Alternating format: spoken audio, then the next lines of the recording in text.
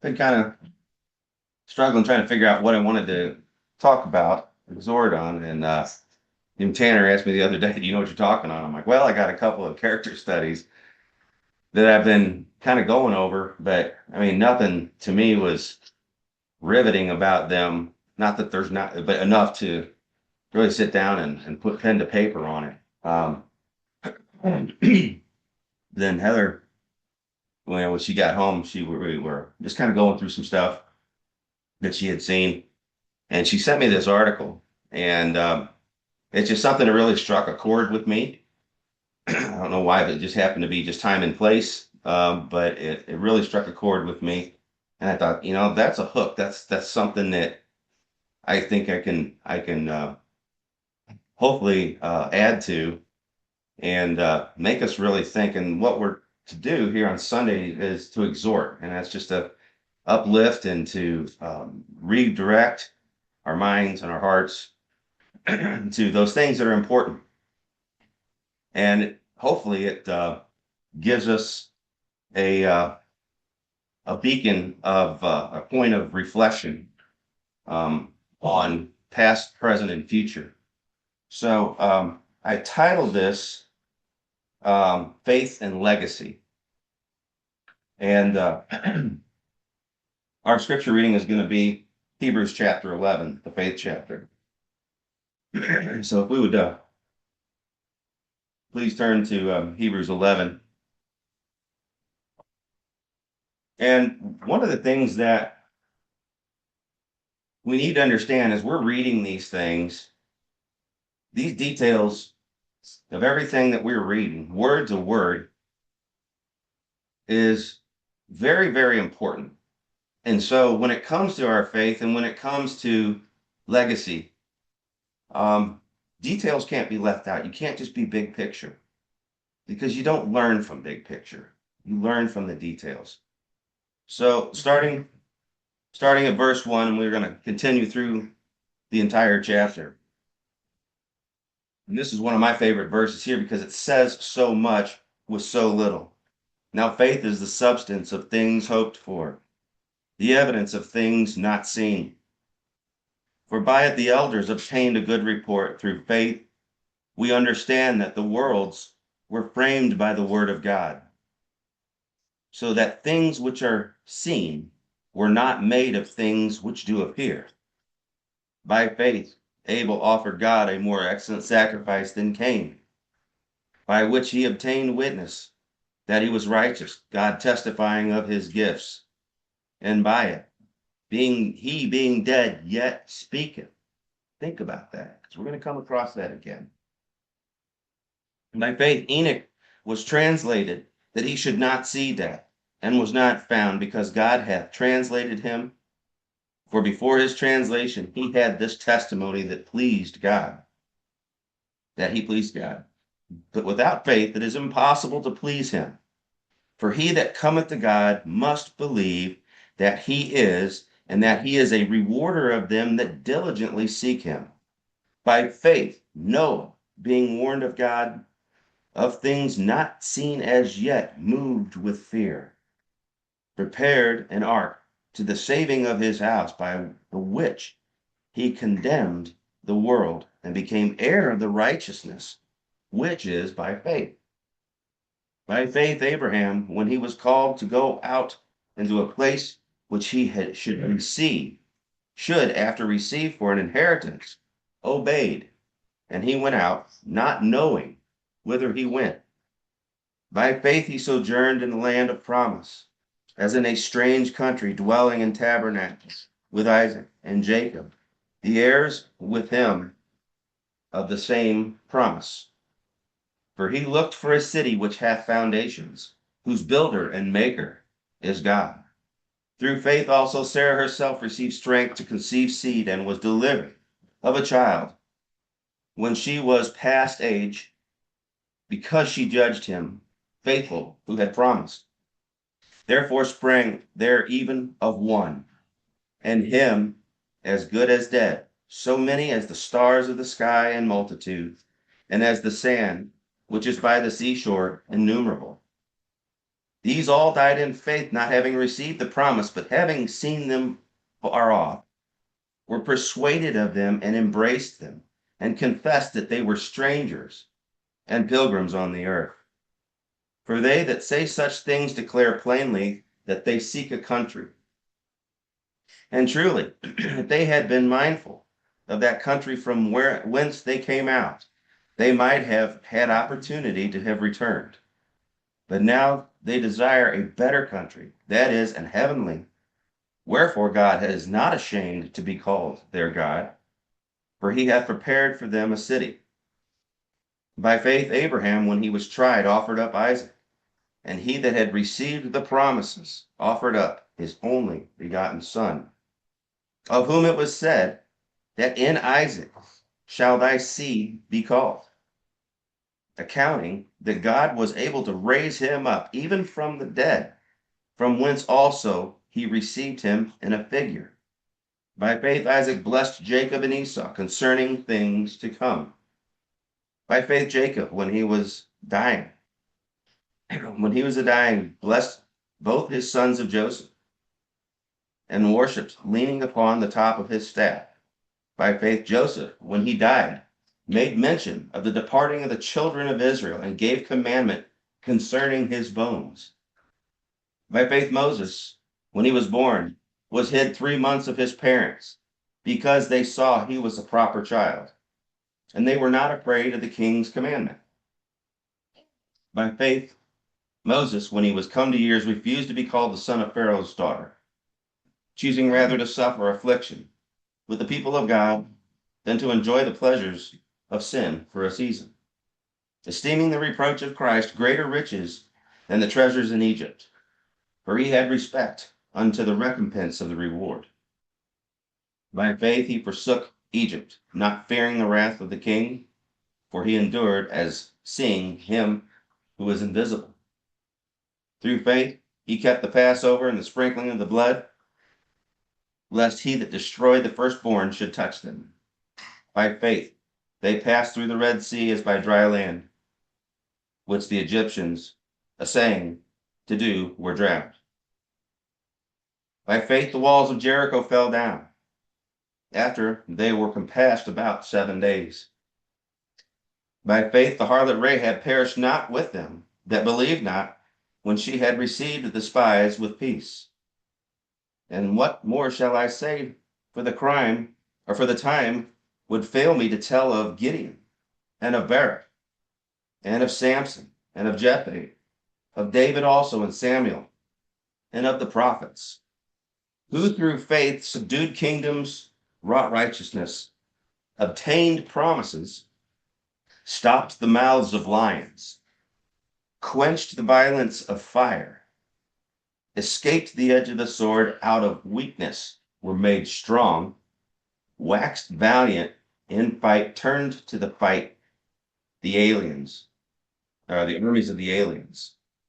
Women received their dead raised to life again, and others were tortured, not accepting deliverance, that they might obtain a better resurrection. The others had trial of cruel mockings and scourgings, yea, moreover, of bonds and imprisonment. They were stoned, they were sawn asunder, were tempted, were slain with the sword. They wandered about in sheepskins and goatskins, being destitute, afflicted, and tormented, of whom the world was not worthy. They wandered in deserts and in mountains, and in dens and caves of the earth.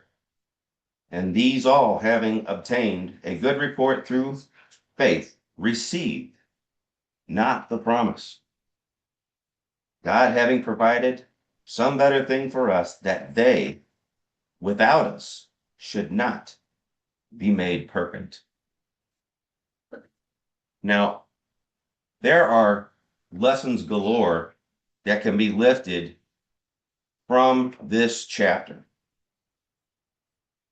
But in my opinion, this is one of the most, if not the most, inclusive chapter in the entire Bible of the prominent figures that we all study admire, and it talks about and gives us that compression of time from the beginning to the end. And what it does is it gives us these details everywhere in here, especially, and you don't even have to have those names. When it talks about, who through faith subdued kingdoms, wrought righteousness, obtained promises, stopped the mouths of lions. What are we talking about there?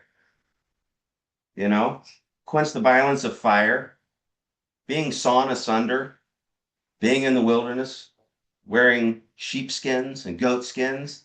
You can pick who they're talking about through those details. And what this does is this gives us a huge overall, basically, passage of time from beginning till this day of God's plan and purpose, and through the people and through the faith of the people and what they all went through. So these prominent figures, that's one thing that we need to think about. When we do character studies, this is where we start focusing on the details. I mean, when you think of Noah, how long did it take him to build a boat? How long was he instructed till the time this thing was complete and the floods opened up?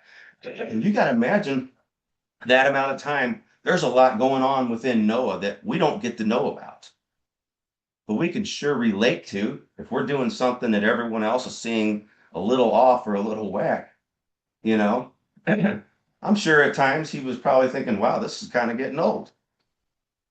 But as we start progressing through time and we start getting a little closer to the return of Christ, you start seeing these finite details, these personal things really start coming about. And what it does is it gives us a vivid picture of something to learn about who they were and what they were doing and what profit they have given to us. It's a vast history, which we just covered. And we need to glean from the details of these figures that we may understand them and their side of the story and what fits historically and what doesn't and how we can relate. So I want to read you this article. And I've named this, I'm sure this is not the title of the article, but this is the name I gave it because I didn't see it. But the article, I'm going to call it Securing Our Legacy. And this guy's name is Farley Ledgerwood. And from what I understand, this guy, he is not a Christadelphian. I'm sure might be somewhat of a lay Christian, perhaps. But there's a lesson in here. And what this really did is I hope that when I read this, that you guys hang on every word about what I'm about to read, because you need to take this personally in every aspect of your life from the time that you can remember until this day. So, Farley Ledgerwood, he writes, I'm 65. And I've started writing letters to my grandchildren that they won't read until I'm gone. Because I realized the version of me they remember will be edited by whomever tells the story. And I want at least one version to be mine. Mr. Ledgerwood says, my father worked double shifts at a factory in Ohio for 37 years. And the version of him that survives in our family is a man who never complained. That's the story my older brother tells. My younger sister remembers a man who was tired all the time and had no patience. Left by dinner, it was gone. I remember a man who once sat on the back porch with me in the dark after I had failed a math test. And he said, Farley, some things take longer to learn. And that's not the same as being slow. Three children, three fathers, same man. Every one of us believes our version is the real one. That's what started the letters. He said 6 months ago, I sat down at the kitchen table after everyone had gone home from Sunday pancakes and started writing. The first letter was to my 8-year-old grandson, the one who recently told me he loved me. Words I had never heard spoken in my family before he said them. I wrote about who I was before I was his grandfather, before I was anyone's father, before I was the man who makes pancakes and takes walks with a golden retriever named Dottie or Lottie at 6:30 every morning. I wrote about the version of me that existed before all the roles started piling on like coats in a closet until nobody could see the original shape underneath. I've written 9 letters so far. Margaret knows about them, his wife. She found the box in my desk drawer, asked what they were, and when I told her, she went quiet for a long time. Then she said, "Can I write some too?" We've been married 40 years. That might be the best thing she's ever said to me.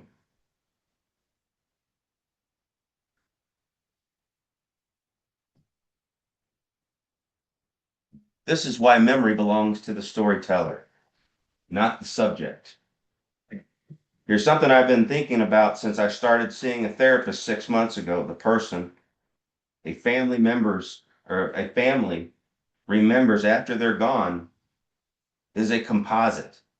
It's a patchwork built from the stories that get repeated, the photos that stay on the mantle, the anecdotes that make everyone laugh at Thanksgiving, the quiet moments, the private struggles, the interior life you never narrated out loud because your generations didn't do that. All of it vanishes unless someone writes it down. Research suggests that I've felt instinctively, or what he's felt instinctively. The stories families pass down shape identity, they create connection, and provide a sense of continuity. But those stories are filtered through whoever tells them. They get smoothed out, simplified, stripped of contradiction. My immigrant grandparents built a life from nothing, and the family version of that story is one of grit and gratitude. Nobody talks about what they lost, or who they left behind, or whether they ever regretted it. The story that survived, it's the useful one. I don't want my grandchildren to inherit only the useful version of me. What I'm actually putting in these letters. It's my 14-year-old granddaughter. She games. She's sharp, funny, has very little patience for anything she considers performative. The letter I wrote her isn't sentimental. It's about the time I was 45 and got laid off unexpectedly, and how I sat in the parking lot of my office for an hour because I didn't know how to go home and tell Margaret that the security I had built was an illusion. I wrote about how that moment cracked something open in me that took another 20 years to fully examine.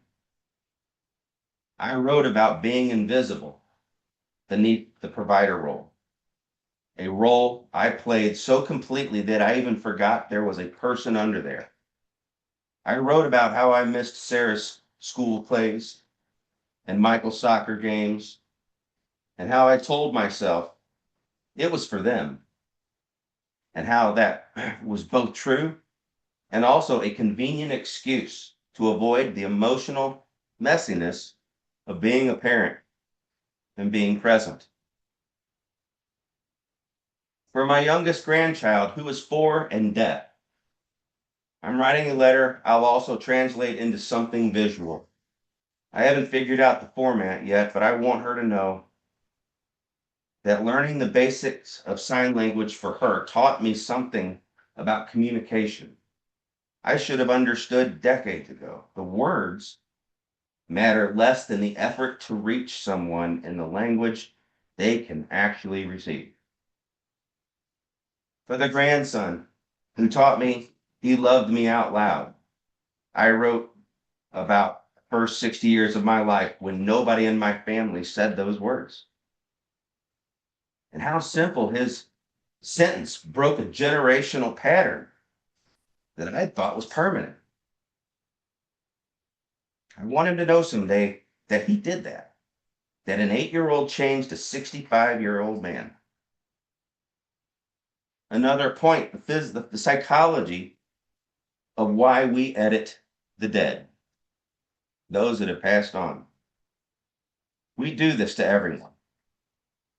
We take the complicated, contradictory, and sometimes difficult person who lived a real life and we flatten him into a character.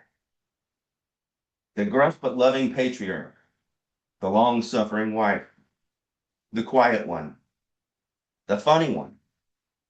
Families assign roles to the living, and those roles calcify after death because there's no one left to protest.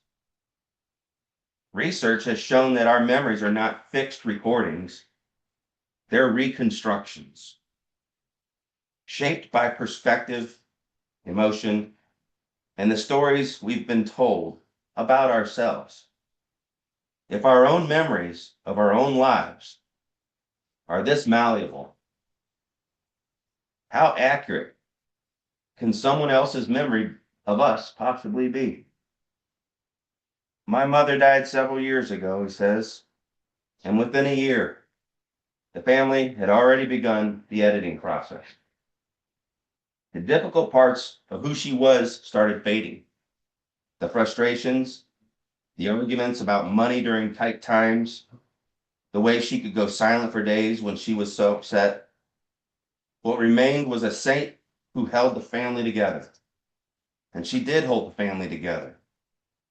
But she was also a complicated woman who managed a household budget that barely stretched, who never got to pursue whatever dreams she may have had, who had expressed love through pot roast and clean laundry because that's what her generation knew how to do.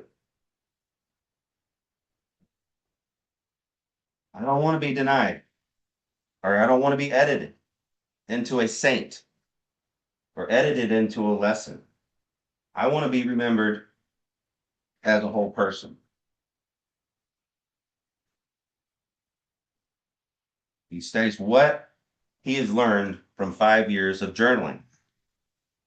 And when I started reading this part of it, the first person I think of is Riley Washek, because that girl has been journaling since I think she could write. And I would be amazed to see at how thick her journals are today. So that's going to be something somebody's going to get a hold of one day and think, wow, there's a lot in there, I'm sure. Finally states, he says, I started journaling when I was 60.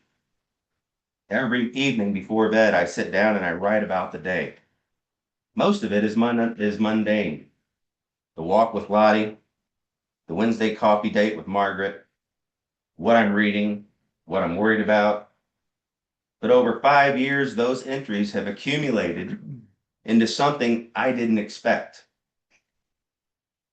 Evidence of who I actually am day by day, without narrating or without narrative editing. The letters to my grandchildren are different from the journal. The journal is for me. The letters are for them. And because they're for someone else, because I'm writing with an audience in mind, I'm forced to decide what matters. What do I want a 14-year-old to know about failure? What do I want a 4-year-old to eventually understand about patience and communication? What do I want any of them to know about love that came late and clumsy, but came honestly? I have written before about bearing an untold story. And for most men my age, the untold story is remarkably ordinary. We just never had anyone ask. We never thought to volunteer it. So here's the part that scares him. Writing these letters means admitting something I've spent 3 years of retirement trying not to think about directly.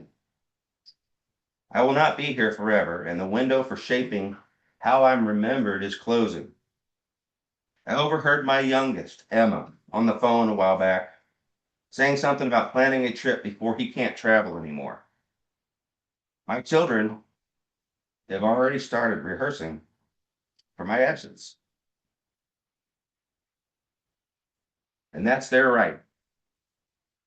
But the letters are my response, my way of saying, here is who I was when nobody was performing.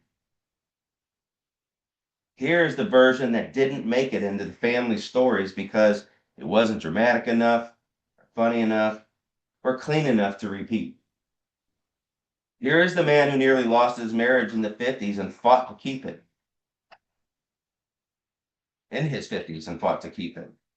Who made a terrible investment in his 40s and learned that his relationship with money was tangled up with his sense of worth.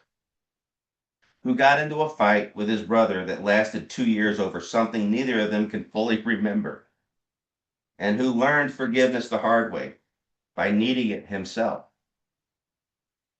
Here's the man who started therapy at 64 because he finally realized the thing he'd been calling fine for decades had a different name, and that name was avoidance. This is why he writes letters. There's something liberating about writing to someone who won't read it for years, possibly decades.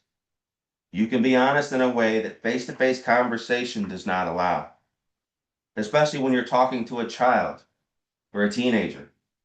I can tell my granddaughter about my mistakes without her feeling responsible for comforting me. I can tell my grandson about his great grandparents without the story being interrupted or redirected by whoever else is in the room.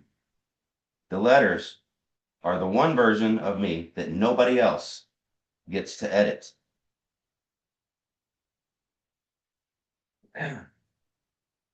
Margaret has started writing her stories too, and her letters. She sits at the other end of the kitchen table with her own box, her own envelopes, her own stories.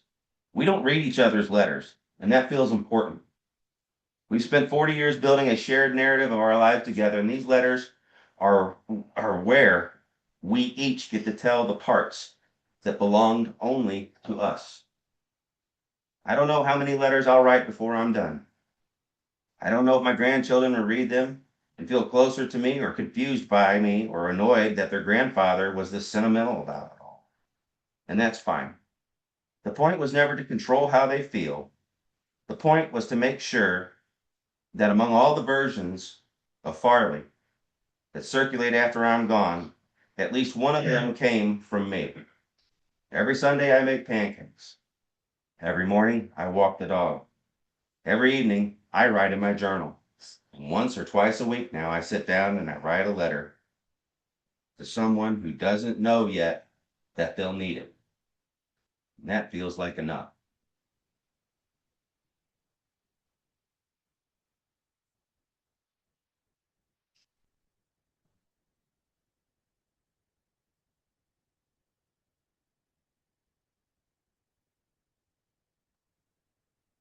So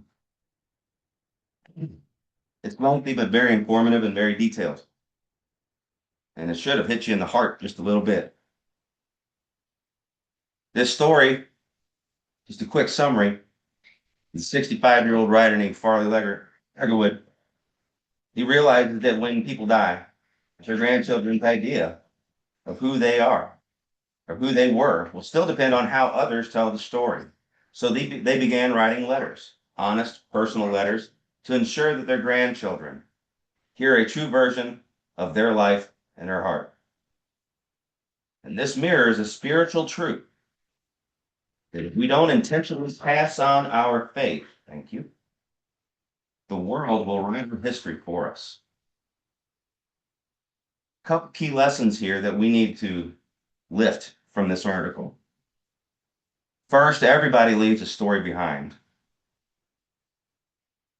Just like the writer wanted the grandchildren to know their real self, we should want future generations to know the real story of God's work in our lives. Turn to Psalm chapter 78.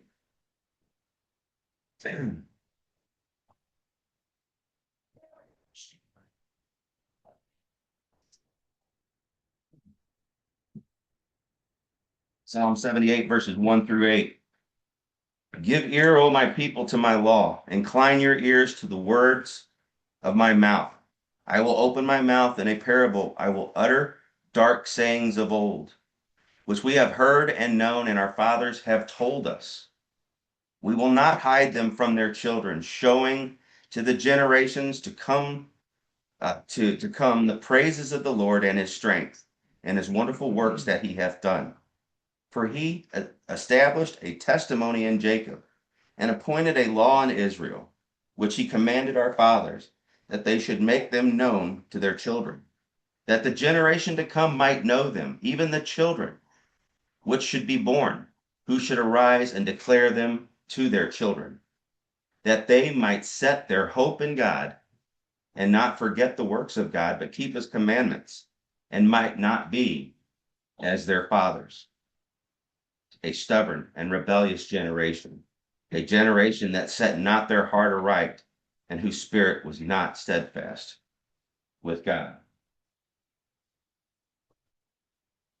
The Bible repeatedly commands us to tell the next generation about God's faithfulness, that we may learn the lessons to prevent past mistakes. Another point from this lesson is that if we don't tell the story, someone else will. Farley reminds us that memories get edited or shaped by those who retell them. Spiritually, if we do not teach God's truth, culture will fill the gaps, most likely with a distorted message, one that is untrue and inaccurate. Another point, that legacy requires intentional effort. Farley doesn't wait until it's too late.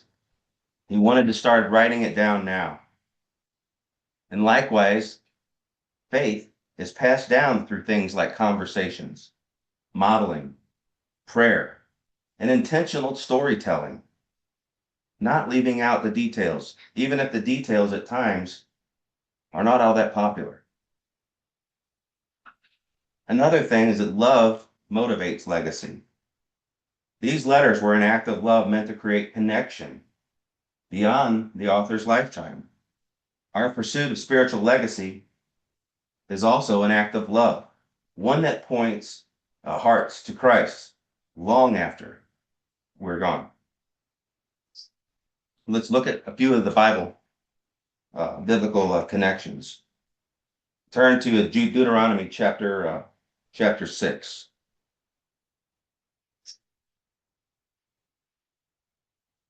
Deuteronomy 6, verses 4 through 9. Hear, O Israel, the Lord our God is one Lord. And thou shalt love the Lord thy God with all thine heart, and with all thy soul, and with all thy might. And these words which I command thee this day shall be in thine heart, and thou shalt teach them diligently unto thy children, and shalt talk of them when thou sittest in thine house, and when thou walkest by the way, and when thou liest down, and when thou risest up. And thou shalt bind them for a sign upon thine head, and they shall be in the frontlets between thine eyes, and thou shalt write them upon the posts of thy house and upon thy gates. God commands us to teach diligently in our homes, on the road, at night, in the morning. Faith isn't passed down accidentally. It's intentional. Turn to 2 Timothy chapter 1.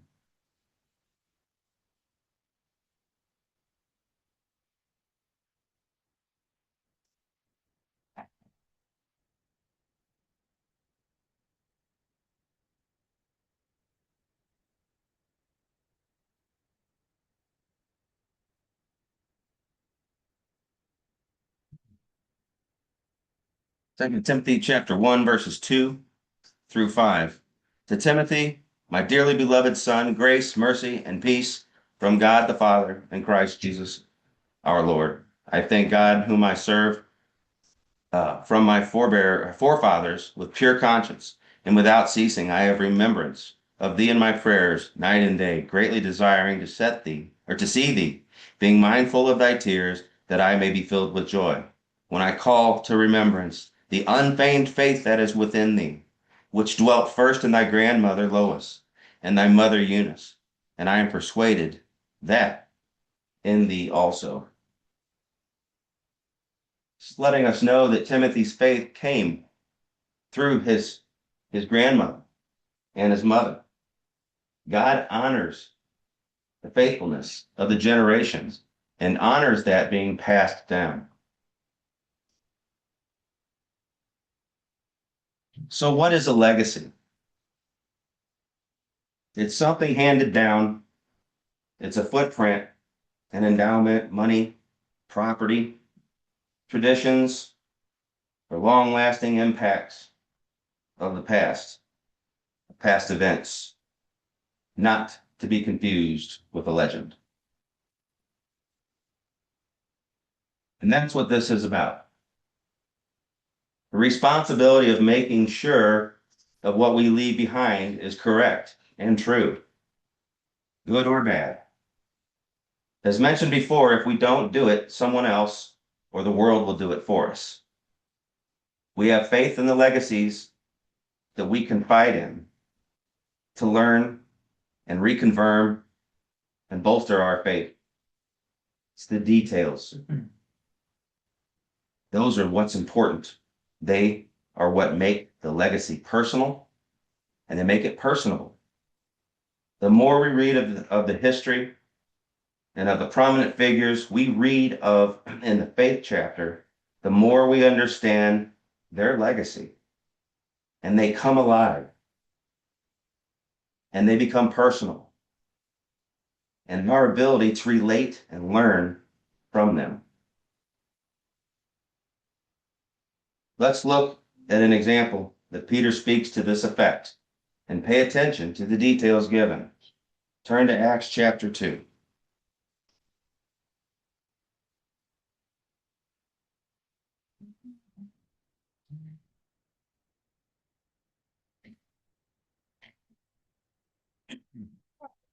Starting at verse 22 to verse 36, ye men of Israel, hear these words, Jesus of Nazareth, a man approved of God among you by miracles and wonders and signs, which God did by him in the midst of you, as yourselves also know, him being delivered by the determinate counsel and foreknowledge of God ye have taken, and by wicked hands have crucified and slain, whom God hath raised up, having loosed the pains of death, because it was not possible that he should be holden of it. For David speaketh concerning him, I foresaw the Lord always before my face, for he is on my right hand, that I should not be moved. Therefore did my heart rejoice, and my tongue was glad. Moreover, also my flesh shall rest in hope, because thou wilt not leave my soul in hell, neither wilt thou suffer thine only Holy One to see corruption. Thou hast made known to me the ways of life. Thou shalt make me full of joy with thy countenance. Men and brethren, let me freely speak unto you of the patriarch David, that he is both dead and buried, and his sepulchre is with us unto this day. Therefore, being a prophet, and knowing that God had sworn with an oath to him, that of the fruit of his loins, according to the flesh, he would raise up Christ to sit on his throne. He, seeing this before, spake of the resurrection of Christ, that is the soul, that his soul was not left in hell, neither his flesh did see corruption. This Jesus hath God raised up, wherefore we are all witnesses. Therefore, being by the right hand of God exalted, and having received of the Father the promise of the Holy Ghost, he hath shed forth this, which ye now see and hear.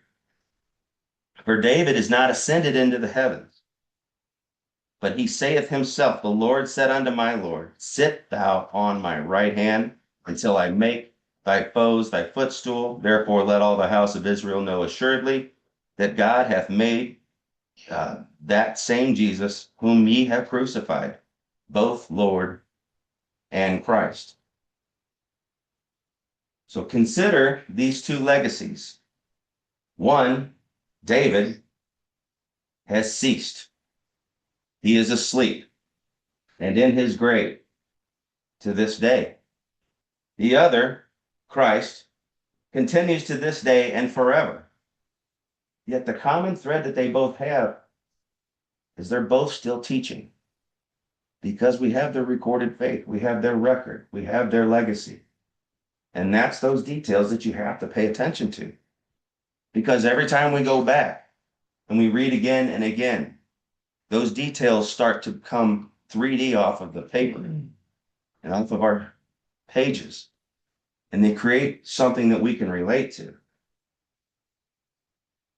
Now, I thought about hard about how I was going to conclude this. And perhaps there's a better way than what I'm about to say, but it is mine to do as I exhort you today. We in the Ozark Mountain Christadelphian Ecclesia have been locked in and engaged on the history and the legacy of unamended Christadelphia.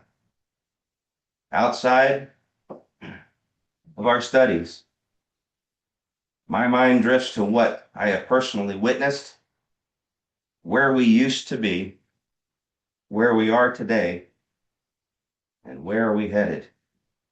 And I wonder, what else would someone write of our legacy? Let's see if we don't do it ourselves.